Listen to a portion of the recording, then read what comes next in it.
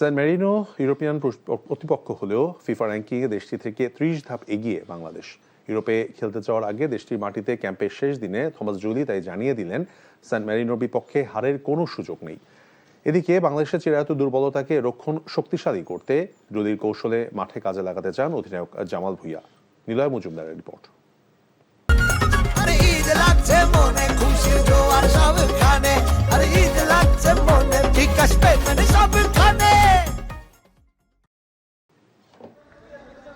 ইতিহাস গড়া দ্বার প্রান্তে দাঁড়িয়ে বাংলাদেশ প্রথমবারের মতো খেলতে যাচ্ছে কোনো ইউরোপিয়ান প্রতিপক্ষের বিপক্ষে। তবে র্যাঙ্কিংয়ে 211তম স্থানে অবস্থান করা স্যান মেরিনোর বিপক্ষে খেলা আসন্ন সাফের প্রস্তুতির জন্য কতটুকু কাজে দিবে সে প্রশ্ন থেকেই যাচ্ছে। র্যাঙ্কিংয়ের এই বিশাল পার্থক্য জানা আছে বাংলাদেশের নবনিযুক্ত কোচ থমাস ডুলিরও। দেখুন, স্যান মারিনোর বিপক্ষে হারা যাবে না।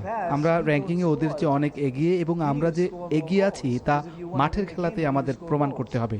আমরা পজিশন ভিত্তিক ফুটবল খেলতে চাই, প্রতিপক্ষকে খুব বেশি সুযোগ দিতে চাই না। শনিবার 23 সদস্যের দল ঘোষণা করেছেন কোচ। বাদ পড়েছেন মিরাজুল রহমত মিয়ারা। লম্বা সময় পর দলে ফিরেছেন ডিফেন্ডার ইসা ফয়সাল। আগের ম্যাচগুলো বিশ্লেষণ করে বাংলাদেশের রক্ষণের দুর্বলতা চোখে পড়েছে কোচের। ডুলির পরিকল্পনা মাঠে কাজে লাগাতে চান জামাল।